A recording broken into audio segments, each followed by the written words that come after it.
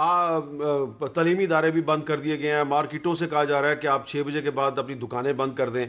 तो ताजर बरादरी भी नहीं मान रही और अपोजिशन भी नहीं मान रही। तो आप के ख्याल में ये मुनासिब है कि कल पार्लिमानी लीडर्स का जो इजलास है उसमें अपोजिशन जाएगी नहीं? तो अगर जाएगी नहीं तो बात ही नहीं होगी। शुक्रिया हामिद भाई। एहसन इकबाल साहब ने काफ़ी तफसील से सारी सूरत हाल बताई है आपको, और उन्होंने ये दुरुस्त कहा है कि कल की जो अपोजिशन की, जो स्पीकर ने अपोजिशन मीटिंग बुला रखी है, उस मीटिंग का अपोजिशन ने बॉयकॉट करने का फैसला किया है। पाकिस्तान पीपल्स पार्टी भी उसमें शरीक नहीं होगी। ये एक मुत्तफ़िका फैसला है जो लिया गया है, और शायद अभी थोड़ी देर में उसकी अनाउंसमेंट भी कर दी जाए बाज़ाब्ता तौर पर। लेकिन सवाल ये पैदा होता है मीर साहब के हालात यहाँ तक पहुंचे क्यों? अच्छा। अपोजिशन इतना एक्सट्रीम स्टेप्स क्यों ले रही है?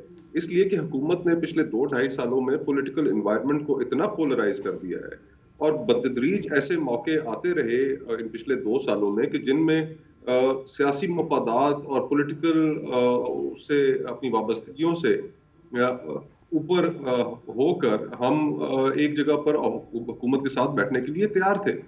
पाक भारत कशीदगी हुई, उसमें हम बैठे, उस मीटिंग में शरीक हुए, लेकिन वजीर आजम ने उसमें आने से इनकार कर दिया। हत्ता कि फिर वजीर आजम की गैर मौजूदगी में चीफ ऑफ आर्मी स्टाफ को ब्रीफिंग देनी पड़ी तमाम पार्लिमानी रहनुमाओं को, अपोजिशन लीडरों को उस सूरत हाल में। फिर उसके बाद इस्लामाबाद पर आपको याद होगा कि एक सियासी जमात यहाँ पर पहुंच गई, फतवे लग गए, चीफ जस्टिस के ऊपर फतवे लग गए, चीफ आर्मी स्टाफ के ऊपर फतवे लग गए। बिलावल भुट्टो साहब थे जिन्होंने कहा कि कदम बढ़ाओ इमरान खान, हम तुम्हारे साथ हैं।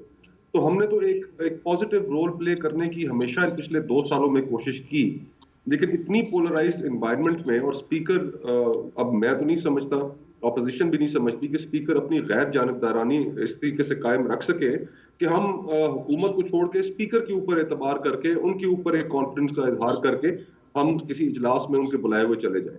तो अब तो ये सूरत हाल एक्सट्रीम्स पे चली गई है, और इन एक्सट्रीम्स में एक ठीक है, मॉरल एथिकल रिस्पॉन्सिबिलिटी जरूर है, उससे हम किसी भी सूरत इनकार नहीं कर सकते। लेकिन फिर उसमें हमारे सामने दुनिया में ऐसी मिसालें मौजूद हैं, जिस तरह अमेरिका में आपने देखा वहाँ पे हाईएस्ट जो इन्फेक्शन रेट है और फिर डेथ रेट भी हाईएस्ट है अमेरिका में। लेकिन जब वहाँ पर जॉर्ज फ्लॉयड वाला वाकया हुआ तो पूरे स्याह फाम और पूरा अमेरिका बाहर सड़कों पे था, उन्होंने किसी चीज की परवाह नहीं की। तो इस वक्त जो मुल्क में सूरत हाल है उसमें अवाम भी जिस कर्ब से गुजर रहे हैं, महंगाई हो, सुई गैस और बिजली की कीमतें दोबारा महंगी करने की तैयारी हो रही है। आईएमएफ ने एक पर्ची दे दी है, एक कंडीशन रख दी है, अब फिर दोबारा एक नए सिरे से महंगाई का तूफान आएगा। आम आदमी के पास किचन चलाने के लिए, अपना खर्चा पूरा करने के लिए पैसे नहीं है, बेरोजगारी मुल्क में बढ़ रही है। तो अवाम जिन हालात से गुजर रहे हैं, अगर तो हुकूमत मुल्क में खुशहाली की लहर लेके आती तो हमारे जलसे नाकाम हो जाते, लोगों ने आना ही नहीं था, हम शायद खाली कुर्सियों से खिताब कर रहे होते। लेकिन अवाम भी इस वक्त अपनी जो भड़ास है वो निकालने के लिए अपोजिशन की आवाज में आवाज मिला रहे हैं। तो हम तो इस सूरत हाल में पीछे हटने का किसी भी सूरत को इरादा नहीं रखते।